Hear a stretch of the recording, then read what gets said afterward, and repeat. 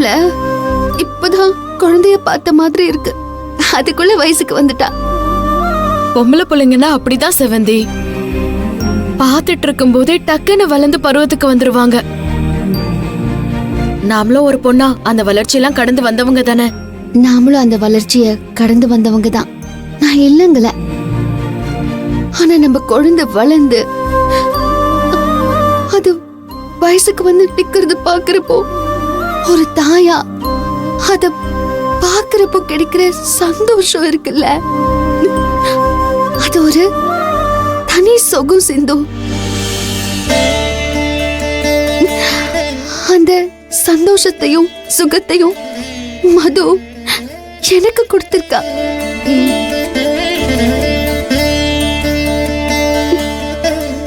புள்ள வயசுக்கு வந்தப்பதான் நான் பக்கத்துல இல்லாம போயிட்டேன். அதுக்கு அவ ரொம்ப மனசு உடைஞ்சு போயிட்டா. அவளை ஒரு வழியா ஆறுதல் படுத்தி தேத்தி வச்சிருக்கேன்.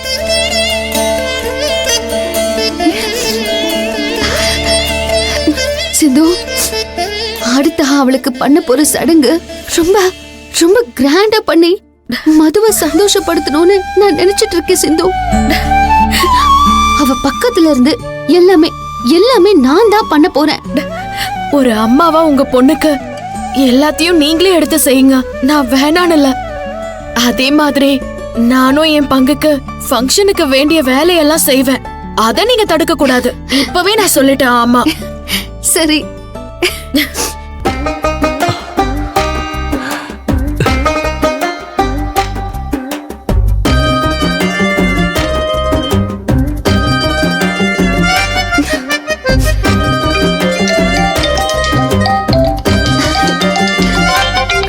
கௌதம் தான் கால் பண்றான்.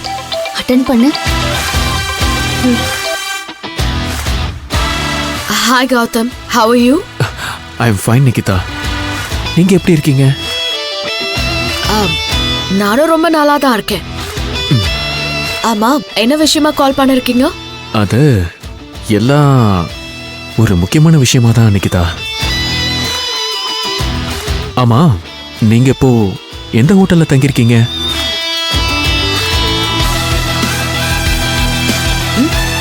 என்ன செவந்தி இப்படி கேக்குறான்? ஐயோ, இதுக்கு என்ன பதில் சொல்றது? எதுக்கு நான் தங்கி இருக்கிற இடத்த கேக்குறீங்கன்னு கோவமா கேளு. நிகிதா, லைன்ல இருக்கீங்களா? லைன்ல தான் இருக்கேன். ஆமா, இப்ப நான் தங்கி இருக்கிற இடத்த நீங்க எதுக்கு கேக்குறீங்க?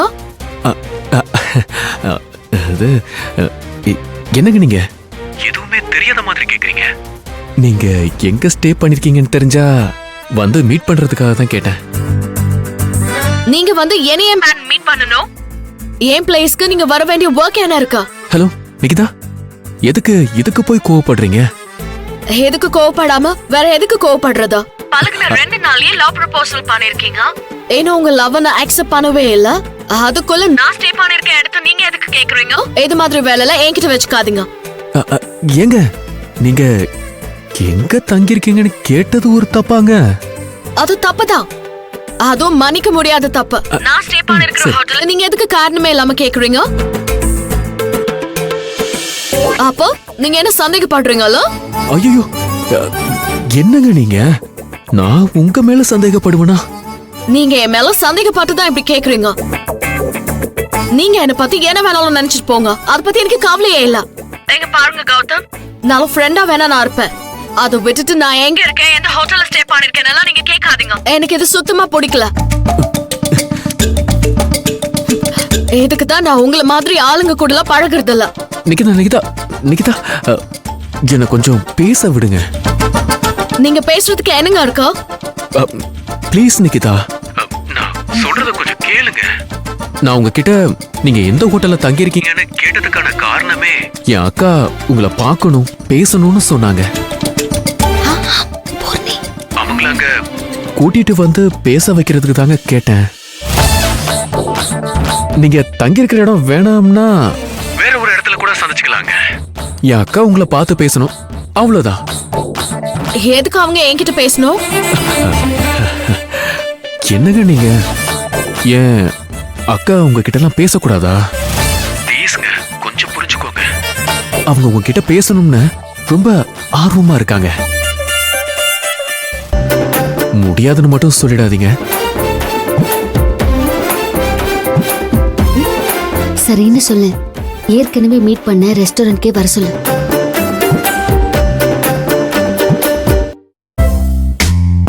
சரி, ஓகே கௌதம், நான் உங்க சிஸ்டரை மீட் பண்றேன். நம்ம ஃபர்ஸ்ட் டைம் மீட் பண்ணுவோம்ல, அந்த ரெஸ்டாரண்ட்லயே மீட் பண்ணுவோம். அந்த ரெஸ்டாரண்ட்க்கே நீங்க அவங்களை கூட்டிட்டு வந்துருங்க, நானும் அங்க வந்துடுறேன். We'll meet there. Okay Nikita, thank you very much.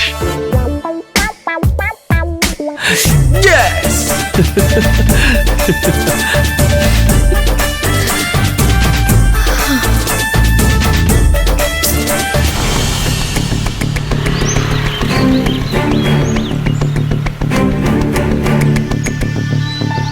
அக்கா, இந்த நியூ இயர்க்கு நம்ம அம்மாவை நம்ம கூட டைம் ஸ்பெண்ட் பண்ண வைக்கிறதுக்கு ஏதாவது ஐடியா தோணுச்சாக்கா? இது வரைக்கும் எதுவும் தோணல நந்தினி.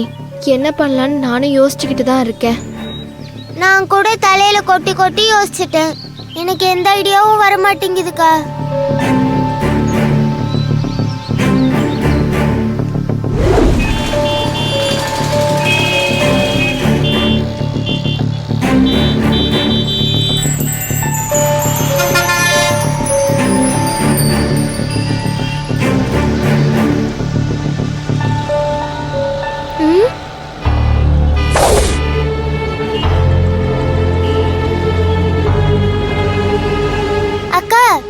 என்னக்கா இங்கே நின்னுட்டு இருக்க? அந்த ஹோட்டலையே பார்த்துட்டு இருக்க? இந்த ஹோட்டல்ல சப்ளையர் மற்றும் கிச்சன் ஹெல்ப்புக்கு ஆட்கள் தேவைன்னு போர்டு போட்டிருக்காங்க பாரு. ஆமா, ஆட்கள் தேவைன்னு போர்டு போட்டிருக்கு. இப்போ அதனால என்னக்கா? அம்மா நம்மளுக்காக சம்பாதிக்கிறதுக்கு தானே டே நைட்டுன்னு ஹார்ட் ஒர்க் பண்ணிட்டு இருக்காங்க. இப்போ நான் என்ன பண்ண போறேன்னா, இந்த ஹோட்டலுக்கு போய் சப்ளையரா இல்லைன்னா கிச்சன்ல ஹெல்ப் பண்றதுக்கு ஏதாச்சும் பார்ட் டைமுக்கு வேலை கொடுங்கன்னு கேட்க போறேன். அப்படி வேலை பண்ணா அதுக்கு எனக்கு சம்பளம் கொடுப்பாங்கல்ல, அந்த சம்பளத்தை எடுத்துட்டு போய் அம்மா கிட்ட கொடுத்து உங்களோட ஒரு நாள் சம்பளம் என்னவோ அதை நான் கொடுக்குறேன். நியூ இயர் ஒரு நாளைக்கு மட்டும் உங்க ஆஃபீஸ்க்கு லீவ் போட்டு எங்க கூட ஃபுல் டே டைம் ஸ்பெண்ட் பண்ணுங்கன்னு கேட்க போறேன். அப்போ அம்மா லீவ் போட்டாலும் அவங்களுக்கு அன்னைக்கான சம்பளத்தை நம்ம கொடுக்கறதுனால அவங்களும் சரின்னு சொல்லி லீவ் போட்டுருவாங்க. இந்த ஐடியா எப்படி இருக்கு? ஐடியா சூப்பரா தான்க்கா இருக்கு. ஆனா நீங்க மட்டும் போய் வேலை கேட்டு செய்ய போறேன்னு சொல்றீங்க, அப்புறம் நான் என்ன பண்றதா? நீ வயசுல ரொம்ப சின்னவ, நீ வேலையெல்லாம் செய்யக்கூடாது. அக்கா மட்டும் வேலை பார்த்து சம்பாதிக்கிறேன், அது போதும். அதெல்லாம் முடியாது. நீங்க மட்டும் கஷ்டப்படுவீங்க, அதை நான் வேடிக்கை பார்த்துட்டு இருக்கணுமா? அதெல்லாம் முடியாதுக்கா. நானும் உங்களோட சேர்ந்துதான் வேலை பார்ப்பேன்.